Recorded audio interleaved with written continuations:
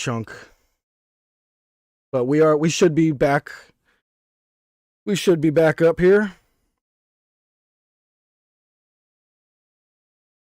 Yeah, I was wondering. I didn't want to say it live. I was like, why are you doing this? No, you should have actually, but you know, I think that's what happened. We may have gotten taken down for that. Let's see if it's back up yet. Yeah, we are back up. I'll get that fixed up later. It's a whole new video. Damn, what a shitty night. Yeah, I was wondering why you ran it. Is it live? Are we live? Yeah, we're live. I'm watching it again on the channel here. I still said stream unavailable for even though I refreshed. Hold on. No, so go back to our channel. And there's a brand new video that started. I'll have to splice them together. I'll repost the whole thing. It'll be fine. Just lame for tonight. No.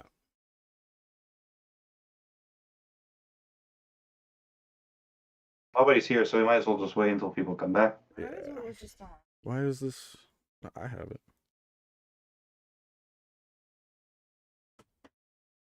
All right. We'll give it a minute before everybody comes back here.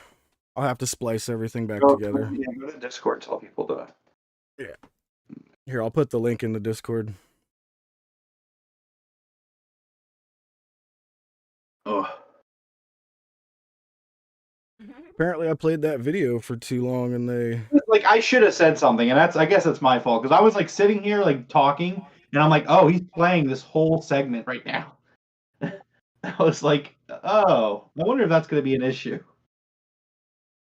Yeah, I mean, they have their videos set to allow people to use, you know, we're doing like a live reaction. I guess I've just never pushed it for that long, so I guess that's fine.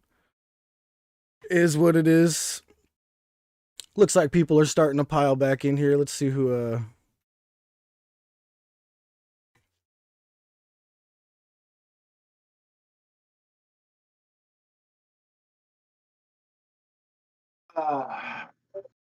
There's no fair use on YouTube, Ed says. Yeah, thanks, Ed.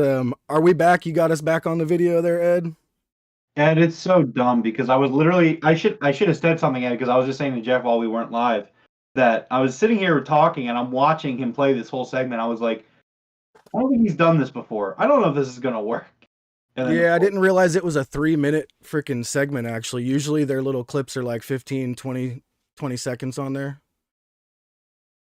Yeah, the YouTube police bots definitely go hard. That's crazy how the bots find it too. That wasn't even like a strike from anybody, but I'll fix it later. I'll get the video fixed up here tonight after we go off. But where were we at here? We were just finishing up with the recap of the Chris Jericho and Adam Cole saga there. I'm loving this Adam Cole Chris Jericho saga, the way that these guys are going back and forth and, you know, just showing us that we're being worked with this whole can't be on the same show type thing. Yeah, I mean it's you know, they're imitating the real life situation, which is just hilarious and it's really entertaining. I like that Jericho got a court order banning Cole from the building, and then Roderick Strong got a court order banning the JS from the building. Challenges Jericho to a Falls Count Anywhere match next week, calls Jericho a coward, goads Jericho into accepting the match, which he does, then gives him the legal paperwork about JS being banned. Jericho's like, this can't be real. Renee's like, looks real to me. Yeah, you know, I thought it was funny how it was all crumpled up, and before Jericho could even unravel it to the point where you could see it, Renee was like, yeah, looks good to me. That was great.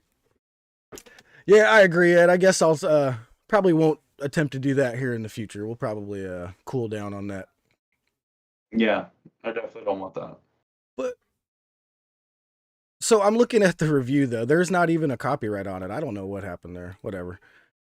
All right. So next up, we had Renee Paquette back at Tony Khan's door. And this is kind of funny because she was there to see what the results were from Miro going into his office, right? I think that's even what she said. She's like, I'm going to check and see if there's anything coming out of Tony's office from that meeting with Miro. But before Miro could come out, who shows up other than Thunder Rosa? The return of Thunder Rosa, and she walks into Tony's office. Now, some people are saying that Renee Paquette should have known that Tony wasn't in his office because of the next segment coming up. But I beg to differ. I think they were having Renee run all over the place here tonight. If you saw, she was bouncing left and right here and there.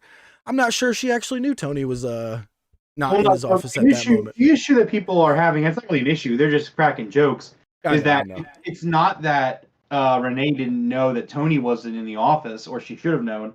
It's that Thunder Rosa went into the office, and then it cuts to Tony being in front of a microphone, like seconds later, or like like a minute and a half after the Sammy video. So it's like, what? Like, does Thunder Rosa like walk into the room and Tony's just not there? Yeah. Excuse me.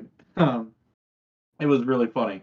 Yeah, But that is no, funny. Like, imagine she walks in and it's just an empty office and she just closes the door anyway, so she doesn't have to turn around and go back out to the camera. yeah, you're just like, well, I guess I'll just wait here for him. It's his office. He'll show up eventually. Yeah. Um, yeah, I mean, I agree with that, but it's one of those things where it's like suspension of disbelief in wrestling, where it's like, okay, well, it is what it is. Like, have a good laugh about it and then move on. For all we And know, Tony could have been like, hold on, I have to make an announcement real quick. You wait here, and then he goes and makes the announcement. You know what I mean? Like, because there is yeah, a video, the Sammy thing, which is like a minute long, plays before it. So maybe he was like, maybe he's like walking out the door and we just don't see it. It's like it is what yeah. it's not that big of a deal, but it is pretty funny. It's funny to Yeah. think And about. I mean, the way that I took it, I thought it was obviously a pre-tape. So I don't think they were trying to make us think Tony was sitting there live making that announcement there. I didn't think it was a pre-tape. I didn't take that as that as all You at didn't? all. I thought it was pre-taped because he was reading from a screen. He was making sure he doesn't do like the Tony crazy face that he sometimes does when he's live. I thought he was like making sure that was just a nice, normal Tony talking to the camera type thing. But either way, I thought it was fine. I don't think there was any sort of big deal going on there. Yeah, sure. So yeah, next up we had a Sammy Guevara promo, like you said.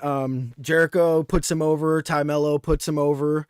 And like I said, I expected to get one from everybody tonight, and this was the second of the four. And next up is when we had Tony Khan show up Okay, for his announcement. Well, he didn't really announce an announcement tonight, did he? well, I want to talk about the Sammy promo. Oh, okay, go for it. Yeah, go absolutely go for it. I thought this was incredible. I thought that this was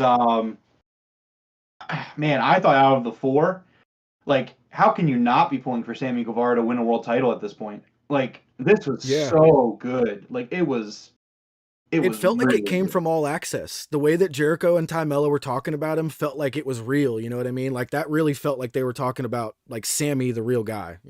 Yeah, well, because it's like Sammy's like, I'm the pillar that shouldn't have been here. He talks about how like he's busted his ass, he's worked so hard, and he puts his heart into it, and all he's ever wanted, and it was so important to him. And then Jericho is putting him over, which obviously throughout the other three, vignettes, you have other guys putting them over, which was really well done. I really can't say enough how much I love that. Um, he's a fighter. He puts it all on the line, and it's just you have Ty, who's kind of actually been a somewhat important part of this story here with the four pillars. When tied with Sammy, I think that's Mm-hmm. really cool as well. So to get Ty's input there and Jericho's input, I thought it was just absolutely incredible and so well done. These packages tonight were so good. Yeah, I do agree. Sorry, I tried to skip over this one. I actually really agree. No, it's okay. You were like, Sammy happened, and then Tony Khan. I'm like, oh, I guess I won't. I was just staring at Tony Khan announces in front of me on this paper here, and I just like really wanted to get to it. Oh yeah, no, I know. Well, we're there now, so go ahead. So yeah, but what I was saying here is we didn't get any sort of a tweet or anything that said Tony Khan has an announcement tonight or anything, right? This came out of the blue. No, so I mean, obviously, we're talking about everything's expected at the upfronts, which is next Wednesday. Warner Brother Discovery's upfront. We're gonna get the Collision announcement. We're gonna get the TV deal announcement. And so no, we were not expecting anything tonight. So, but look, man, I believe the $1 billion thing personally. I'm in the crowd that does believe that that is the real number for 5 years. And I think at this point, Tony's just taking a victory lap, which he absolutely deserves the right to do. People have been speculating. They were pointing out that so every day for like the last like 5 days, he's tweeted about Dynamite tonight, like promoting the show, which he should do. He usually does. But every single night he used a GIF of a different Warner Brothers property. Okay. And so people were like, this guy Tony is taking the victory lap right now. Yeah.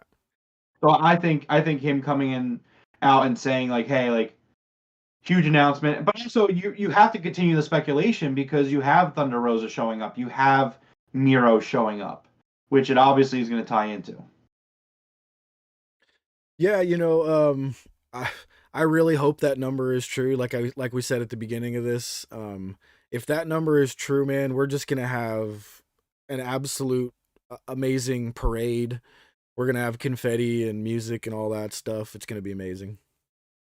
And I never said that Keem is where it originated from. I just said that he was talking about it, and usually that level of Twitter, when they're talking about something like a realistic sense, there's usually some water to it. That's what I was saying. I wasn't saying that Yeah. Keem said it first. I never said that. All right. Uh, So basically, Tony Khan announces that he has a huge announcement next Wednesday on Dynamite, and he will so also go ahead. so not to step on your toes, but I'm going to correct you before you make a mistake. He says that there is a huge announcement that will be made on TNT next Wednesday. Oh, that's So right. Isn't and Dynamite's so normally on TBS? So I did some verification, a little bit of searching, a little bit of digging during Dynamite, during one of the commercial breaks. Someone, a bad faith clown out there on Twitter, was like, "Could you believe Tony said TNT instead of the actual network that the show airs on?" Ha ha. And Tony responds like no, I said TNT on purpose. I was correct in what I said. I did not make a mistake. So a lot of people are speculating, what does this mean? Dynamite's still going to be on TBS next Wednesday, but a lot of people are saying that maybe Warner Brothers is going to do this press conference live on TNT next Wednesday. That'd be There, crazy. there is speculation going on that that's what they're doing because Tony said TNT next Wednesday, and then he says afterwards that they will follow up on the announcement on Dynamite. So next week. So like technically you are correct then. They will talk about it on TBS. But they're saying that TNT there's going to be something going on. Going to the chat, we got Will Rallis Sports Rally. Hi from the UK. What's up, Will? How you doing, Yeah, man? what I will. Um, yeah, So, this is question: yeah. Go ahead. Do you do you know what's going to be going on before Dynamite airs on TNT? Is there a basketball game or anything like that? I mean, I can. Well, I mean, I think we're a little too Because early out to know if games are definitely going to be played. like what I'm saying is, because remember we had Shaq on AEW one time a long time ago. So what if they use that NBA squad, Chuck and Shaq and Kenny and those dudes, to announce that Warner Brothers has just dropped some big deal? You know what I mean? Like that'd be wild. I don't know if they're going to use those guys specifically. I could see it be a much more formal. Excuse me, man. This cough's killing me. A much more formal, like WBD executives and Tony Khan. Maybe have a few wrestlers there.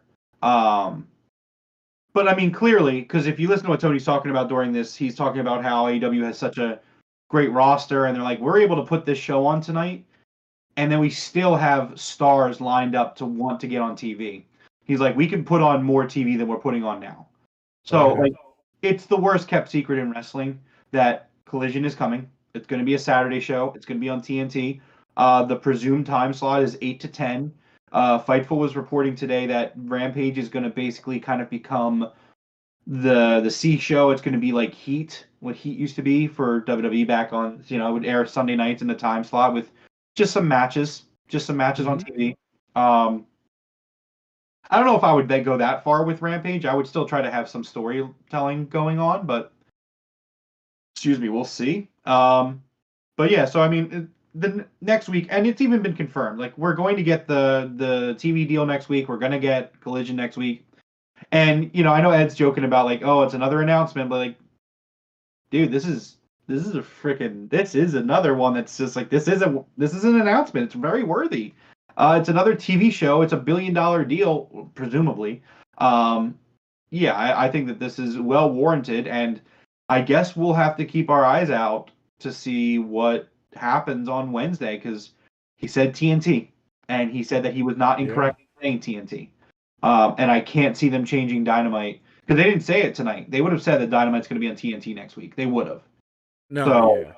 so I'm going to You know assume the Twitter detectives are going to be out. on TNT. That's what I'm going to assume. Yeah.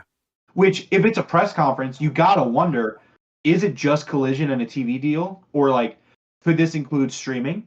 Obviously, Max is coming out. Could this be like, man? Could this be pay-per-views are coming to Max for $15 a month, like plus the library minus Ring of Honor? Like, That'd be crazy. I don't know, but that's pretty dope. At this point, Tony should just throw Ring of Honor in there. Like, here. But it's not about that, and I actually don't think that Ring of Honor. I think it makes a lot of sense to keep Ring of Honor disconnected from AEW in that sense because you want Ring of Honor as a brand to kind of live on, and you can also like it spreads your influence out a little bit. It gives you the opportunity. Ed says, yeah, if it's 1 billion, it's streaming too. Yeah, I agree with that sentiment completely. I think it's going to include streaming. I think it's going to be a whole big deal. Ed says WBD doesn't want Ring of Honor. I don't think they really necessarily. I think this is kind of a they believe in Tony Khan thing. I think that the deal for Ring of Honor wasn't substantial enough or wasn't good enough for them. I mean, Tony's made it clear he wants Ring of Honor to have a good deal if it was going to be on TV. But at the same time, I mean, if Honor Club generates extra revenue, why not? Yeah, I mean, at this point, if you're getting $1 billion deal, you're not even going to need it. You just Ring of Honor would be like a crumb in their corner. See, I disagree though. See, you say that there's not a need for Ring of Honor. I think that there is absolutely still, especially with Dark and Elevation going away. I think you absolutely need Ring of Honor still. Ring of Honor. I'm not saying you don't need it. Oh, sorry, that's what it sounded like you said that. But Ring of Honor is going to be their developmental, and I think that that's great. I think it's perfectly fine. It's going to be a developmental with mainstream stars still appearing on it to bring fans in. I think it's a great idea still. I think it's a great move for them, and it's going to be great. Yeah. Did you hear? Did you hear the rumors that Warner Brothers had a meeting with WWE? I heard something briefly, but I mean, listen, like it's been made very clear with a lot of the people in the wrestling media who are in the know about that type of thing, like Andrew Zarian. He's like, sure, they talked, but that doesn't mean anything. They're very happy with AEW. They're signing this deal. It's a non-issue. It's like it's not. No, yeah. The moment the rumors started to catch any weight, Warner came out themselves. They were like, "That's ridiculous. That's not true." Like immediately. All right, let's move on here. Next up, we had Orange Cassidy versus Daniel Garcia for the AEW International Championship. And to be honest with you, Rome, I didn't notice the crowd too much until this match. This was the match where I was kind of surprised that the crowd wasn't, like super into the match. Not too sure what it was. Maybe, Daniel Garcia just doesn't have a little bit of that charisma that's needed, but the crowd could have been a little bit hotter for this match, but not to take away, this was still a great match. And the first thing I wrote down, you can call it flip-flopping if you want, but this is you making me love a wrestler back in the day when I didn't like Orange Cassidy when we first started this podcast. And now I wrote down here, God damn it, I love Orange Cassidy. Yeah. This guy is incredible. It's this one, Jeff. That's not flip-flopping. That's you learning and growing as a human being. That's not flip-flopping. I'll give you that one. That's not a flip-flop. Yeah. It's just amazing how much this guy has grown on me. And I almost don't look I don't look at his wrestling as comedy anymore. I look at it as it's all mind games. None of it's supposed to be comedy anymore. It's all mind games that it's used to piss off his opponent so they make a mistake. And yeah, it's just he's mastered it. He's got it down to a point where it's the best. There's nobody in the world that can do it like him. There's no one. Yeah, that's his character, and that's the thing people don't realize is like, yes, he's funny. Yes, there is funny writing, and he is a funny character. He is humorous, but his character is not that of a comedic, wrestler. It is that of he's playing mind games. They've made it very clear throughout, like his character in AEW, where it's like man, if he tried, he'd be the best. And Right? it's like he tries to get in their heads and like the whole pockets thing. Like he's just that good where he can wrestle with his hands in his pockets. And like if you can see it every time they do it, the wrestlers get upset, they get flustered, they get angry, and it works. It's just some in-ring psychology, Jeff. And again, I Mm-hmm. love storytelling, and that is in its own right an amazing way to tell a story is the in-ring psychology of the wrestlers. Yeah. So yeah, this was a great match. I mean, obviously the crowd kind of did the crowd for this match at least did take it down a little bit. I thought they could have been a little bit more into it. But at the end of the day, this is for what it was, bare bones. This was a good match. It was a pretty good match. Um, and Orange Cassidy retains and keeps this streak going. And like, look, man, I think I said it a few weeks ago. I've seen enough. This guy right now is having the greatest title reign in the company's history. Yeah. Like, I'm Yeah. sorry, like you could say that you really like the Mox, any of the Mox title reigns, specifically the first one. You can say Jericho, that's great. I mean, like these guys are all obviously excellent title reigns. I was a big fan of the Hangman one title reign, the Bucks tag title reign. Like you could talk about all the great title reigns in this company. You could talk about Jade if you want. You could talk about Britt, Nyla, Sheeta, but Riho. No, like this is the best title reign that we've seen in company history. Um, and I think it's really awesome. I love this guy, and I'm happy to see it, and he's gonna keep Yeah. going. So I got a question for you here. Yeah. Did you see how Orange Cassidy won this match? Yes, and I thought it was a really good finish. All right. So Orange Cassidy hits Daniel Garcia with the seatbelt. Yep. Do you know who taught him this move? Who taught Orange Cassidy this move? Yeah. I believe it was Chuck, right? It was Wheeler Yuta, remember? No, he taught Wheeler Yuta that move. Oh, you're right. So he taught Wheeler Yuta that move. Now, Daniel Garcia just lost to that move, which is what? A professional wrestling move. Yeah. And now Garcia kept shouting to the crowd, "Sports entertainers!" Yeah, and they said like, hey, if he wasn't so busy sports entertaining, he would have won the title. Yeah. This is our first hints at first hints in a while of Garcia possibly leaving the Jericho Appreciation Society. Man, the sports entertainment doesn't seem to be doing too well for Mr. Garcia. No, it does not. All right. Next up, we had Christian Cage and Luchasaurus coming down to the ring. Christian Cage may be one of the best crowd controllers of all time. I'm gonna let you go real quick. What were we gonna say? So I'm not really I'm gonna add on. So here's the thing, Jeff. I have been a wrestling fan for over 2/3 of my life, for decades, since I was a child, and the fact that a large portion of that time as a fan, Christian Cage was something that existed, for me on TV. He was there, and it took all these years for me to be sitting here and just being like, holy shit, this guy is he's one of the goats. Like I don't know what it was. I mean, it's obviously Fed booking, I guess. I don't know, but this was incredible. So one of the guys I follow on Twitter, Aaron Rutkowski, he was there tonight live in Detroit, and he said during this promo, he took a picture of where he was sitting and where he could see Christian, and he's like, "I'm here live. I can't hear him because he is being drowned out by just boos, and the crowd was nuclear." Oh my god. This was so good. Christian just knows what he's doing. He's just so smart. He says Detroit is the worst city in the country. He's like, I can name myself number one contender. You know why? Because I'm fucking Christian Cage. He talks about he brings up Wardlow's dad being fucking dead, which is like, Jesus Christ, again. He's talking about Arn. He says Arn is looking for a new son, and you could take that in multiple ways. You could talk about one of Arn's sons who's dead, which is like And then he goes on to talk about Brock, and he's like, Brock Anderson, how Orange is like, oh, look like Gold, like, oh, geez, Wardlow's got this belt. He just threw his other son to the side.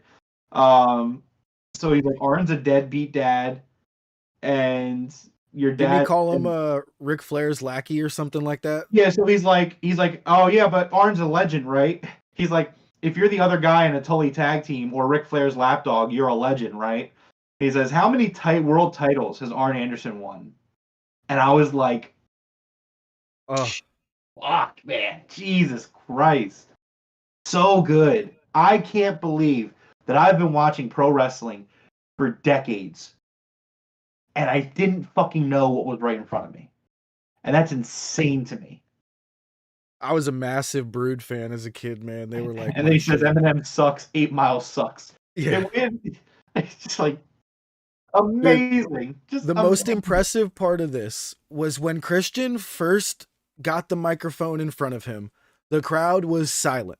And he was like, "Oh, really?" And with a snap of this motherfucker's fingers, he says, "This is the worst city in the country." And immediate nuclear heat. Like, he knew exactly what to say and immediately woke this crowd up. And I mean, woke this crowd up, man. Like, it was impressive. It really was.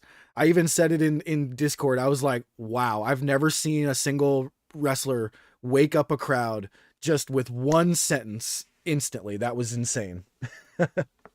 Yeah, man. I'm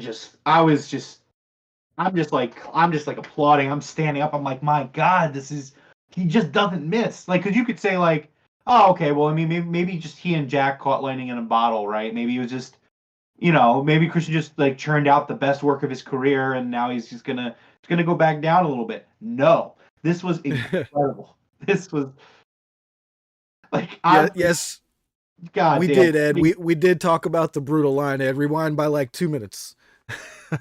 Yeah, lucky for you, Arn was looking for a new son. We did talk about that. Whew. That was wicked. Dude, it was so good. I saw someone joke on Twitter, which had me dying, that it was like, damn, if somebody else's dad dies, Christian's coming for you. Yeah, for sure. That was Like, your wild. dad's fucking dead. And I'm just like, my God. Oh, man. And then he's talking about, again, like, Arn's son. Insane. Just No, insane. Christian does not hold anything back. We will definitely that you can write that in stone. And so, like, the crowd started booing him, obviously, and he's getting this heat, and they start chanting Edge is better. It's like, Oh, look, man, I gotta say it. Christian Cage is better than Edge. Like, I like obviously Edge got like the Fed booking push behind him where he became like a megastar with the push. And this isn't me saying that Edge is not great, because Edge is absolutely great. But like, I'm sorry, the discourse has to end, because I think Edge at his most devious, most like hated, he was not as good of a heel as Christian Cage has been in AEW. Like, just bar none. And you could argue again, when AEW, they have a little bit more freedom with their booking, and it's like they can put a little bit of themselves into the character, and they can do their own thing. And in WWE, Edge kind of had to go off what the writers wanted. Sure, you could argue that. I don't care. Fair is fair. Deal with you it. know, Christian Cage is better than Edge. I'm gonna try to be as unbiased as I can, and I'm gonna think rated R Edge versus AEW Christian. And I gotta say, I think you're right. The nuclear heat and the amazing heel work that Christian Cage has done. I think I'm gonna agree with you there. Biggest heel thing that Edge ever did, and the problem was where it happened was not a heel moment, because he was revered as a hero. But the biggest heel thing that Edge ever did was costing John Cena the WWE Championship at One Night Stand, where Rob Van Dam beat him. That is what comes to mind as the biggest heel move. But the problem was that it was an ECW crowd in Hammerstein Ballroom, so Edge was treated like a hero. So Yeah. therefore, like, it loses the weight of it was lost of being a heel move. But I mean, I don't know, man. I can't think of anything that Edge has done in a heel sense that, like, the Radar Superstar. Okay, like, you could say Edge and Lita, but the whole reason that got heat was because Lita was Matt's girlfriend. Like, okay, I mean, I guess, but that was something that was pumped into a storyline that I do really love my happened. attitude I don't know if era. that's the same. I just don't know. Whereas Christian Cage is just in here just dropping nuclear bombs on the microphone. And I'm just like, Yeah. my God. Oof. It was amazing. Yeah, it was absolutely amazing. All right. Next up, we had the third out of the 4 promos. We got Darby Allin's version of the video package here. I actually really liked how they went to Darby's house and showed his dad, and they showed a lot of Darby's skateboarding ramps and some of his stuff, and he kind of explained why he does all of his stunts. His dad's like, why you do all this crazy shit? And he's like, well, that's how I train for my wrestling, because my wrestling is crazy shit. So I got to do this crazy shit. It made sense. I actually, I enjoyed that. I really love this. I really thought these were so well done because it paints Darby in a different light. Darby is not just a daredevil. You know what I mean? Like obviously he is. He's an adrenaline junkie. Yeah. But Darby, his whole motivation is he's like, I do the things I do so that way I can break down the mental borders that would stop me from succeeding. And I was like, what the fuck? That is some next level shit. Like we compare Darby to Jeff Hardy, right? And Jeff Hardy, the charismatic enigma, the dude has just a connection with the fans, right? As does Darby. Jeff's reason for all the things he's done is that he is an adrenaline junkie. That is just what it is. He's made it very clear. He's like, I love the adrenaline pumping. It's just so great. But then you get to Darby, and he's like, well, obviously I love the adrenaline, but I do it so that way I can defeat my mental barriers and I can break those down and I can succeed.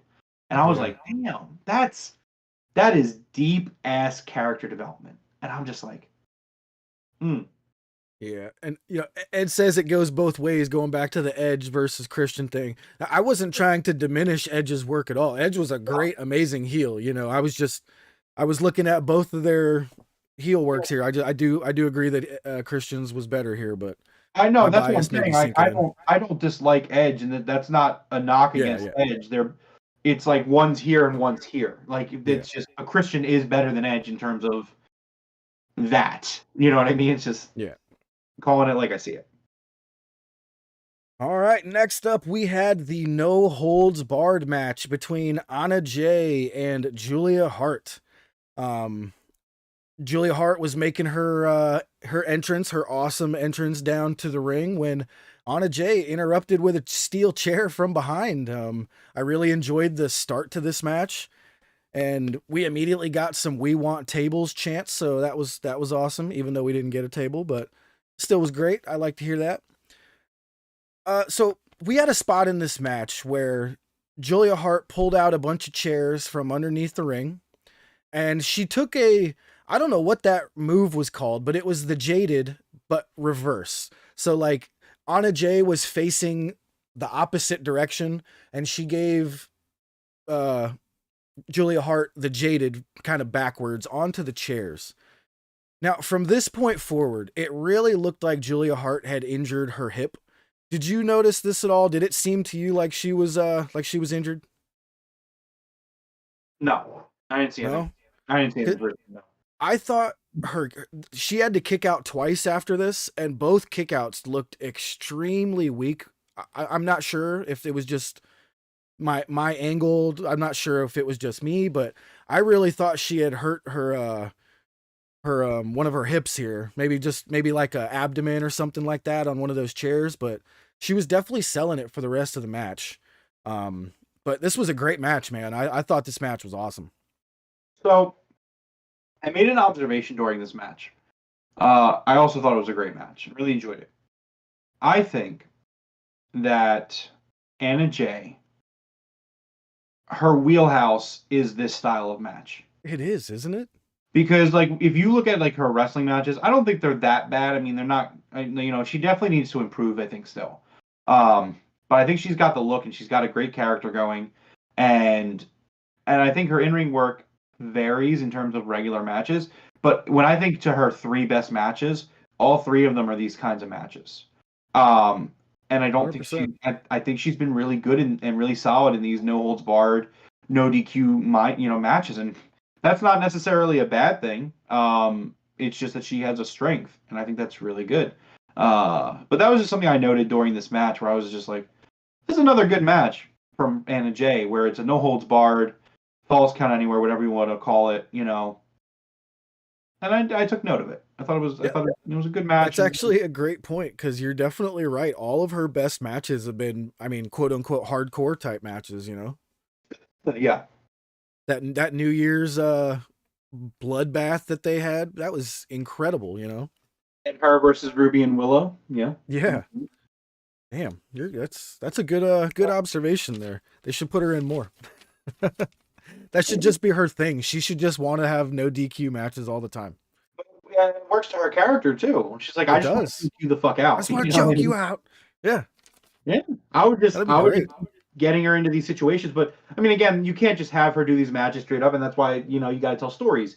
Which I thought that leading into this was a really well told story, as the other ones have been. These matches that have culminated for her in these no DQ matches, they've been very good. The storylines, and yeah. I think that it was great. And it was, and you know what? It wasn't 50-50 booking, which people. I also thought about that too, because obviously Anna lost to Julia twice, which is good. That's how you should. You don't always need to have them trade wins and stuff like that. So it was good. Yeah, absolutely. So Julia hits a big suplex off the top rope. They didn't quite land on the chairs. I know they were supposed to, but it was a little bit farther across the ring than they were expecting. But it gets the job done. Julia Hart puts Anna Jay in the Heartless submission right on top of the chairs, and Anna Jay taps out. So great match from these ladies, and yeah, I'm shocked that I never noticed that all of Anna Jay's best matches are hardcore matches. So great catch there. I like that. Yep. Next up, we had the Best Amigos and Orange Cassidy. That'd be the Best Friends and Bandito, with Orange Cassidy getting an interview from Renee Paquette. So Renee kind of asks them, what's your guys' stipulation going to be for this, house rules match? And apparently Chuck was supposed to come up with it, but nobody told him. So he had no idea other than, he doesn't like spooky chicks. So he said, hey, let's ban witches from the ringside. So all witches are banned from ringside. All witches are banned from ringside. I was dying through this whole thing. So Orange Cassidy, he opens up the segment and he's like, I think I could fit 3 more belts in my backpack. And Chuck and Trent say that because of Bandito, they are the Best Amigos. Yeah, I love that name for them. That is fantastic. Yeah. And I thought Dealer's Choice was really good. Obviously, there was a clarification from Buddy Matthews on Twitter yesterday that the Dealer's Choice isn't whether it's DQ or no DQ. It's that there is another rule that can be added, which I think is really interesting and unique and really cool. And that rule is added by the other team because it's fair. Fairness is all we have in this world. Right. It's great. Let's see here. And then so they start heading to the ring for their match. And Orange Cassidy, man, just completely encompassing how I feel in life at all times. He turns to Renee and he's just like, I'm tired, Renee. I'm really tired. He's like, I'm so tired. I'm so tired. And Renee's like, me too, bud. Me too. That was so good. Felt that. When Orange Cassidy said that, I felt that. Yeah, right. What up, Darth? Darth in chat. How you doing tonight, man? What's up, man? So I thought that was perfect that she said me too, buddy, because like I said earlier, she's running all over the place, back and forth, doing interviews all over this freaking stadium. So that was great. Next up, we got the 4th promo. We got the Jungle Boy promo. I really enjoyed how every one of these guys got their own individual promo for this here tonight. I thought this was a great idea. You skipped something, but we can talk about this first. What did I skip? Oh, I skipped the whole House Rules Trios Championship, didn't I? Oh, we're already here. Let's talk Jack Perry first. So this was the 4th of the videos. I thought that this was the weakest of the 4, but it was elevated for me because they got Christian, who hates him, to put him over in the video. And I was like, damn, that's really good, actually. Because, even Christian, he's like, if he can get his shit together, he can win. He can be the best if he gets his shit together. I thought it was And great. I was like this is cinema. Like I was like, this is amazing. This was so good. I loved it. Yeah. All right, so let's rewind just a tad here because right after Orange Cassidy did the whole "I'm tired" thing, we did immediately go to the House Rules Trios Championship match, the House of Black versus the Best Amigos. We had Chucky T and Trent Beretta versus and Bandito versus the House of Black. I enjoyed the way that they blacked out the crowd for this so much, dude. This was amazing. Because when they blacked out the crowd, I was like, oh, that looks so cool for their entrance. And then the lights came on only in the ring. And I was like, please leave this for the rest of the match. This is amazing. It was so good. Like it looked so fucking good. It Like did. I'm watching this, and I already wrote in my notes. I was like, House of Black entrance is just one of like top 5 entrances in wrestling. It just looks so amazing, so incredible. And then they get in the ring and the bell rings, and they keep the video board has like the black ashes, and they keep the crowd like down. Like Coog was like, "Oh, it's just like my childhood, or the old school days." That was before my time, so I don't have any nostalgia for it, but it made it feel. Jordan just came in out of nowhere with a great point.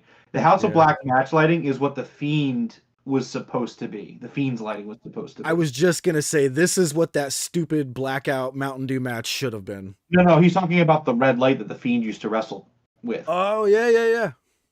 Which I mean, like the red light, I didn't mind it as much as some did, but I do agree with it. With the take of it being not great. But yeah, like this just looked so incredible, and it just felt so unique, and it felt so different, and it just felt great. It was a great look, and like I hope they keep it up. I really hope they keep this. They said Yeah. that on the commentary, they said that the House of Black requested it because it's part of the house rules. So now I'm just like, I hope these guys hold the title for like 5 years because I really loved the way the aesthetic of everything looked. Like, please, this is amazing. This is one of my favorite gimmicks in all of wrestling right now. This whole House of Black having the open house challenge, like everything about this, the wordplay with house, it is so perfectly done. I mean, all I can do is applaud it. You know what I mean? Like, just it's so perfectly done. Isn't it great that like Malachi and Buddy really dodged that bullet? They could have really screwed themselves here. They are now marquees on the show. Like this is just it's so cool. I could see these guys being some of the guys that make the jump to Collision, to be honest. And But did you notice they kept the Jumbotron and the entrance stuff going, but it had like raining down sparks, like you know what I mean, from like a movie type thing where sparks were raining down. I had mentioned that a few minutes ago. Yeah, it was the ashes. They were just it was the ash part of their entrance. They kept it running, and again, it looks so cool. Now, when they came back from the commercial break, I think that they turned some crowd lights on because it seemed a little bit brighter in there. It did, yeah. Which was like a little bit of a disappointment, but obviously you have to keep some lights on. I feel like a representative from the building probably came in and they were like, you need something on here.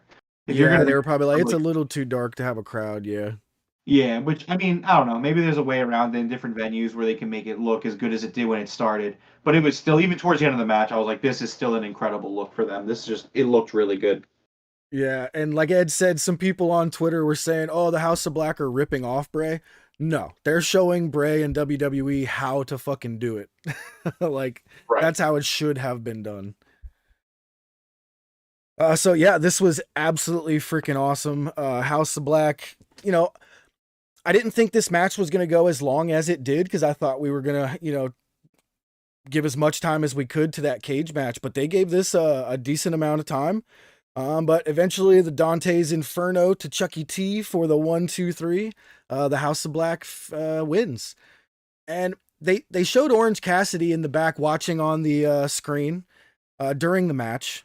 But after the match was over, they cut back to Orange Cassidy again, and they show him laid out on the ground. And Kyle Fletcher from Aussie Open picks up the the AEW International Championship, signifying that he's going to be the next challenger for Orange Cassidy. What do you think of Kyle Fletcher being the next challenger? Oh, I think it's a great challenger. Yeah. I wish Kyle Fletcher would have had his tag partner with him there. Would have made it a little bit more obvious who he was. He was kind of wearing all black, and I'm not too sure the audience knew exactly who he was. Well, Jeff, I mean, as someone who's been ringside for a New Japan pay-per-view that was main evented by Aussie Open, I knew who Kyle Fletcher was. Oh yeah, I knew who he was too. Yeah. Jeff, do me a favor, real quick. Cut to you for a few minutes. Yeah, no problem. Cut to me. All right. Bandito was absolutely amazing in this match.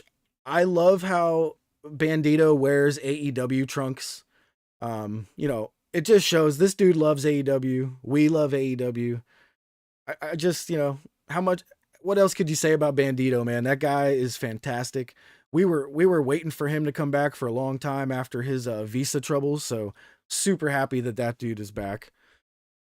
Like I said, next up was that Jungle Boy promo that we talked about a few moments ago. Really, really enjoyed how all four of the pillars got their own promos throughout the night here. That worked out really, really well. Next up, we had Ricky Starks and Jay White doing a nice little video package. Ricky Starks was telling Jay White, "I had you this close to the Rochambeau," and Jay White says, "We don't deal in almosts in this world, man." So I like this feud. I hope we get a match at Double or Nothing. That'll be a good showcase for Jay White there. And Ricky Starks always needs a match on the pay-per-view. Got to get him in somehow. Yep. Okay, and next up we came to the main event. Kenny Omega versus Jon Moxley in a steel cage match. Oh my god, this was absolutely incredible. Bryan Danielson was on commentary here. I wasn't expecting that, actually. I don't even think they announced it. Just kind of out of nowhere, all of a sudden, Bryan Danielson was on commentary talking. I was definitely excited once I heard his voice there. You knew some shenanigans were going to be afoot. So Mox makes his entrance first. He gets into the cage. Kenny Omega makes his entrance, and as Kenny's coming out, he gets attacked by Mox on the stage, and the Blackpool Combat Club come out as well and start kicking the shit out of Kenny before they're even inside the cage. I didn't expect this, actually. I thought we were going to get a nice, clean cage match until towards the end. I thought we were going to get some shenanigans, but I really enjoyed how the Blackpool Combat Club came out here and caused a little bit of ruckus before we started out. Well, there's a reason for it. What's that? Well, there's a reason for it. Well, yeah, of course. And obviously the Bucks come out to make the save here before the match starts. So the Bucks come out. They beat up Claudio and Wheeler Yuta there for a moment. But Bryan Danielson kind of casts a little bit of distraction from the announcer's table. He's able to distract the Bucks just long enough for Claudio and Wheeler Yuta to gain the upper hand again. But Wheeler Yuta gets thrown off the stage in I was hoping there would have been a table down there, but no big deal. And Nick Jackson, man, this leap that Nick Jackson took off the stage was insane. The only one that I can compare this to was Jungle Boy when he took Luchasaurus off the stage through the tables. But Nick Jackson launches off of the stage down below. I mean, he must have been 10, 15 feet in the air. He looked like he was Michael Jordan going up for a dunk, and he takes out the Blackpool Combat Club on the edge. This gives Kenny the opportunity to finally get into the cage with Moxley, and we finally get this match started, man. And holy shit. This fucking match, dude. This was a pay-per-view of epic proportion type match. Like, this rivalry, you see, I have it on our thumbnail here. This is AEW's greatest rivalry, in my opinion. Can you think of any other rivalries in this company that surpass Kenny and Mox? CM Punk MJF come to mind. There are a few others, but those are the two of the bigger ones. The only reason I leave that out is because CM Punk is technically not here right now. I would probably put that up there too if he was currently, here. I'd say the But elite storyline in general, which kind yeah, of flips flops back and forth between who's on what side. But I mean, yeah, no, I mean, I definitely hear your point, and there's definitely it is one of the greatest. It's the original AEW storyline. I mean, yeah, it was the storyline that kicked off the first show, and here it was on the latest show, and yeah, it's a marquee match, and it was a crazy match to give away for free. And these guys really brought it. They really, dude. really brought it. The chair with the barbed wire immediately comes out. Kenny just obliterates Moxley with the chair, hits him in his back, Yep. and then he stomps him. So he puts the chair on Moxley's back and just gives him a double stomp. And immediately Moxley's back was hamburger. Dude, there was just blood and scratches and scrapes all the way across him. I mean, dude, we got this for free. Yep. We paid nothing. I Yep. couldn't believe this was happening on live TV. And Moxley even gets back. He smashes Kenny with the chair. I mean, they focused with this chair for a good 5 minutes. That was like the focus of the match. I absolutely loved it. At one point, Moxley goes and grabs the little black bag. And man, it couldn't have been any better timing. In Discord, I had literally just said, please no thumbtacks. But luckily for me, it was not thumbtacks. I was squirming in my chair the moment I saw the black bag. But Moxley dumps out the bag, and it turns out to be some broken glass. Which is way worse than thumbtacks. Like when you were like, okay, how can you say that broken glass? You could ask anybody. Would you rather get thrown onto a pit of thumbtacks or a pit of broken glass? The thing about thumbtacks is that yes, they will penetrate your skin. Yes, they will stab you, but they are only like yay big. Yeah. So like they're not going to do any reputable damage to your body. Broken glass, like even on commentary, they were like that broken glass can go in at an angle, slice into your skin, and then you need to get it surgically fucking removed. And so the fact that you were like, no thumbtacks, yay! Like I'm like, they're like, what do you? I get it. You guys are saying it's fine. It is what it is. But I was like, that's a crazy take by Jeff. So here's my thing, right? So I've seen people walk on glass. I've seen people eat glass. I have never seen anybody walk on thumbtacks or eat thumbtacks. So, oh no, unless someone put them in their mouth and then kicked them or something. So for the record, Ed says your work if you think it was real. No, I didn't think it was. Not. It wasn't real broken glass, but I'm saying like in a kayfabe sense. You know what I mean? Yeah. Like I would be much because again, like what in the moment of the match, I'm suspending my disbelief and I'm gonna just roll with it that it is broken glass. Yeah. But like, sure, it really wasn't. I know that, but I'm saying like for Jeff to be unsettled by some thumbtacks as opposed to like fucking broken glass. I don't like sharp, pointy objects, man. Yeah. But so we did get some spots here on the glass. Mox, what did Mox take on the glass first? I think it was a just like a. He had a sleeper on Kenny, and Kenny just backdropped. Yeah, that's what it was. He was holding Kenny into a sleeper, and Kenny just dropped him back on it. It was stuck to his back, but no blood came from it, so it did kind of make it look a little bit worked there. But this was just brutal, dude. This whole match was so nasty. And we eventually get to this spot where Moxley is at this point taking apart the top rope of the rings. The whole top rope is laying in the ring. Moxley's choking him with the ropes, and he takes the turnbuckle hook and he hooks it into Kenny's mouth. That may have been one of my favorite spots I've ever seen in a cage match. I loved that so much.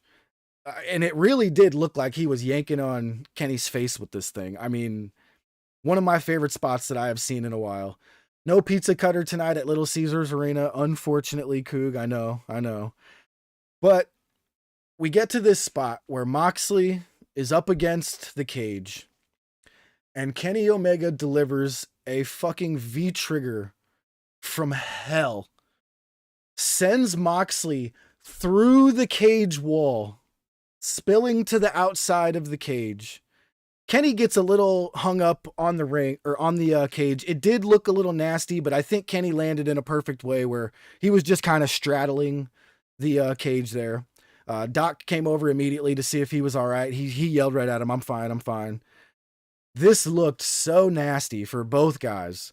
Mox spilled through this cage, landed right on his head, and Kenny got hung up on, the side of the cage. This was incredible.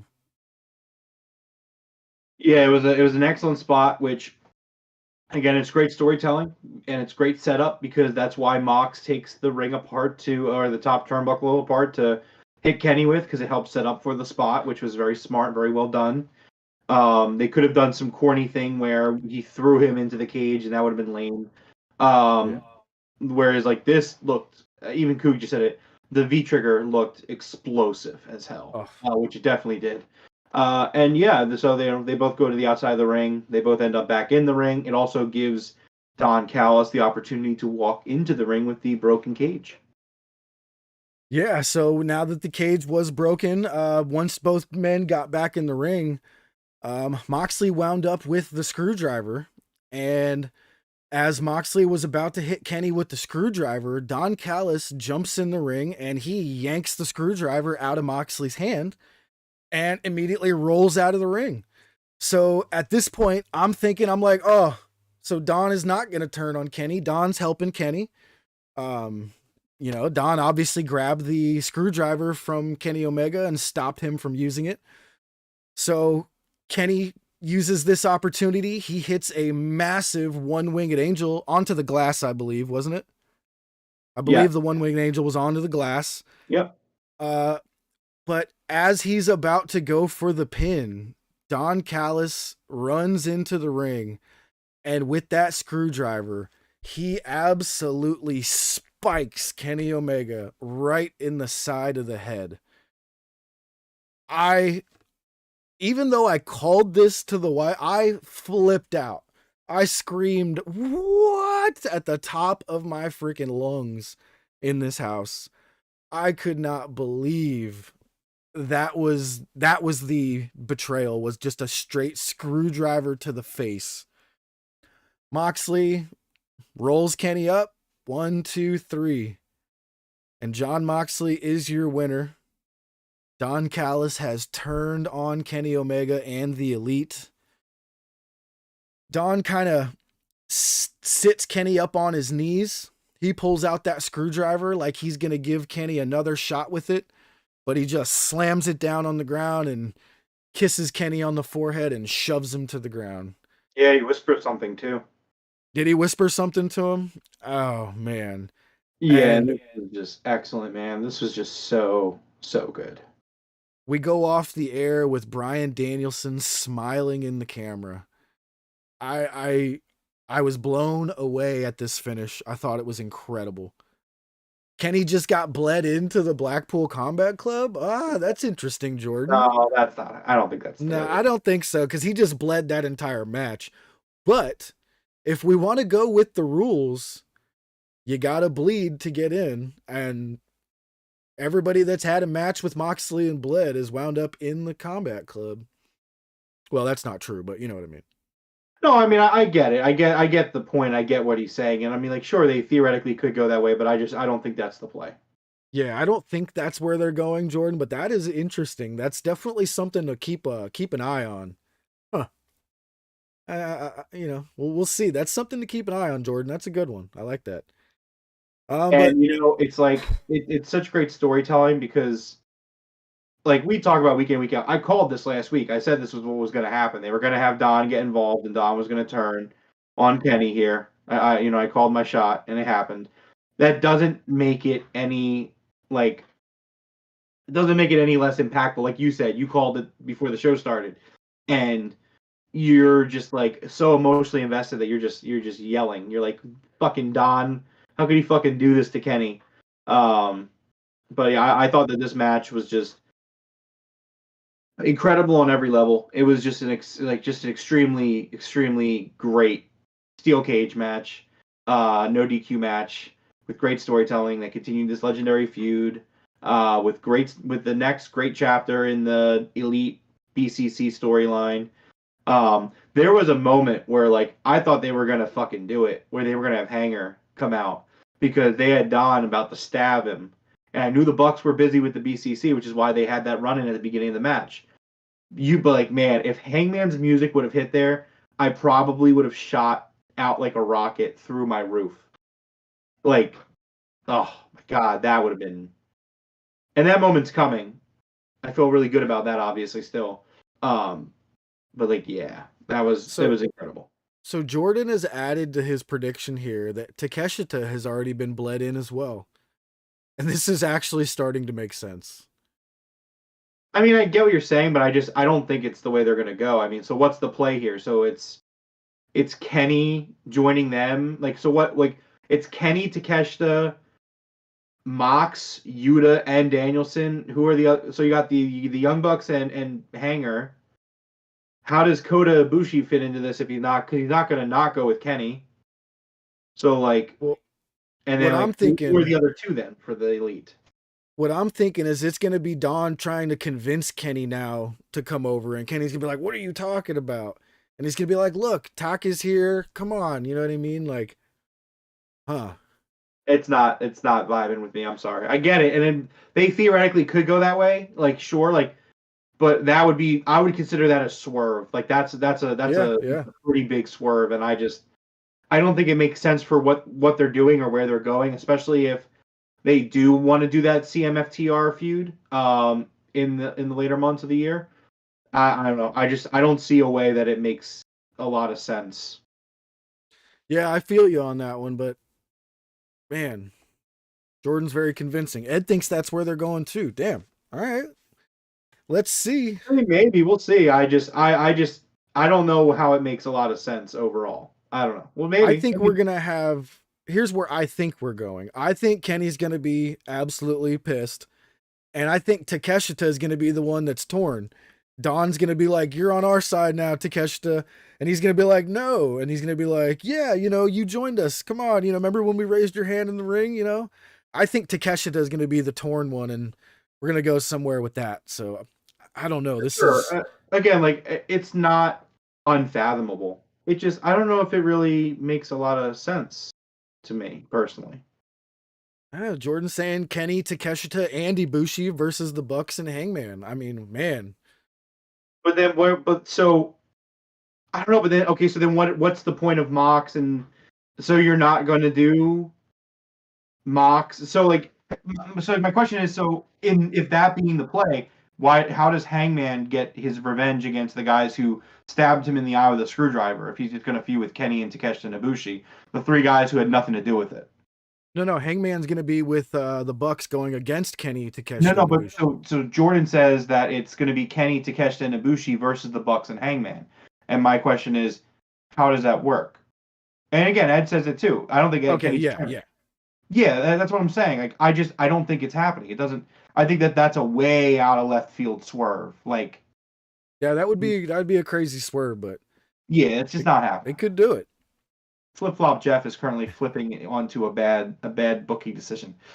No, I'm still with you. I think Takeshita is the one that's turning. I don't think Kenny is, but it's definitely interesting.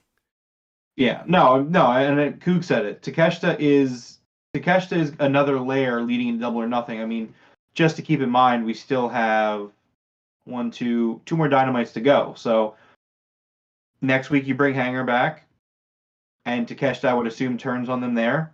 And then, like, I don't know, there's time. There's 2 weeks of Dynamite, and yeah, I just don't see it being a thing. Yeah, I'm with you on that one. All right, so that does it for AEW Dynamite. I thought this was an absolutely fantastic freaking Dynamite here tonight. This main event, man, that we got for free. I can't believe I keep saying that. We got this for free. This was incredible. I don't know what else to say about it other than how incredible that match was. Yeah, it was an excellent show. Excellent match. It was an excellent episode of Dynamite. Like I said at the beginning of the show, it was generational. It was one of the top tier ones. It was a special one for sure. 100%. All right, so what do we have announced for Rampage? Let me pull it up, please. Give me a second. All right. Well, special announcement. Rampage will be on Saturday at 10 p.m. I've never been so happy for Rampage to be on a Saturday because tomorrow, Friday night, I'm just going to want to fucking play The Legend of Zelda. So, Rampage on Saturday at 10 o'clock. But for Rampage, we have the Acclaimed and Daddy Ass versus Kip Sabian, the Butcher and the Blade. Action Andretti versus Kyle Fletcher with his partner Mark Davis in the corner. Tony Storm will be taking on Allison Kay, who is from Detroit. We will hear from the Guns. Swerve Strickland and Brian Cage are going to squash the ever-living shit out of John Silver and Alex Reynolds. On Wednesday on Dynamite, Jamie Hayter and Dr. Britt Baker, DMD, and Akara Shida versus the Outcast. Ricky Starks versus Jay White. Chris Jericho versus Roderick Strong in a Falls Count Anywhere, where Adam Cole and JAS are banned from the building. And that's all we have announced. Nice. I like how you evolved into Excalibur there. That was great.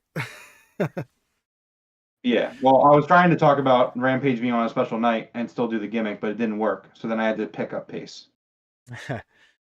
Nintendo Legend of Zelda action. You gonna be playing any Zelda here coming up, Rome? Well, Obviously. I'm going to be I'm picking up at the midnight release tomorrow night. And so I'm really looking forward to that. Unfortunately, I have work 7 to 4 on Friday, so I'm not going to be playing right away. And I have something I have to do while I'm up around that area. Actually, more around your neck of the woods. But then after that, I'm going to play the fuck out of Legend of Zelda. All right. Well, make sure you hook up that Elgato I gave you before you play. Record all your gameplay. Oh yeah, I got to remember to do that. Yeah, it's super easy. It'd take you like 3 minutes. Okay. All right. Is there anything else you wanted to go over before we head out here? Yes. Well, Les Champions. yes. Jeff, don't have the graphic up until I make the announcement, but do you have the graphic ready for the I don't have it already. It is all close to being ready. Everybody's going to be getting their own graphics and everything, but almost. Okay, well, the final announcement for the King's Court Invitational. So again, while looking through the fan base and looking through all the great competitors that we've had at, here in the Broken Predictions League. And yeah, the NBA is probably at work. Jordan says. I took a look at the landscape of the Broken Predictions League, and again, the idea is not only to give myself the best competition, but to put on the best show possible. And so that is why I'm pleased to announce that the 8th entrant in the King's Court Invitational will simply be known as the Joker. Oh. The Joker. Yep, it's the Joker. And right. before you know, I'm just going to dispel the tinfoil hat conspiracies. It's not me. Okay. And I have no reason to lie because it's my tournament. If I wanted to be in my own fucking tournament, I would do it. It is not me. But I've decided that this person, their identity will be revealed when the time comes. But for now, you may address that person as the Joker. Nice. All right. Well, thank you to everybody for joining us here tonight on the Broken Tables podcast. I'm sorry about the technical difficulties we had twice actually tonight. But thank you guys all for coming back. We actually had more viewers on the second half than we did on the first half. So thank you guys very much. If you enjoyed the show tonight, please drop an elbow on that subscribe button. Maybe, hit a one-winged angel on the like button as well. But until next time, Rome, you want to go ahead and close us out? Absolutely. Well, this has been episode 141 of the Broken Tables podcast. Thank you to everyone hanging out with us both on this stream and part 1 of the stream, because producer Jeff had an all-time blunder, if you would. But it's okay. We bounced back, had a great show. Really appreciate everybody hanging out with us. Everybody that was here on part 2, I saw the Coog, Jordan, Ed, Michael Duke came back in. Appreciate you hanging out, Mike. Happy birthday on Sunday, 42. Jordan was here. Appreciate you coming through, Jordan. For all of you watching, if you haven't hit that like button yet, please do. It helps us out. Please also subscribe if you haven't already. We talk AEW every Wednesday and Friday. We talk video games every Monday on the Game Room podcast. We're going to be talking about Zelda and Tears of the Kingdom. It's not going to be a review, but it's going to be like an impressions of our first few hours into the game. So I'm looking forward to that. please follow us at our social medias. Follow me on Twitter in the description below. You can also follow the podcast, aka Jeff, on the podcast Twitter account in the description below as well. For those that are in the King's Court Invitational, just a reminder again, to compete in the tournament, you have to either be able to DM me on Twitter or Discord. So please just go ahead and get that out of the way. Follow me on Twitter. I follow back anyway, so it's all good. But yeah, until Saturday, because we're doing the show on Saturday because of Rampage being on Saturday, Yep. we will see you guys next time. Right on. And thank you guys very much again for joining us. Until next time, top guys out. I can't fucking wait for it.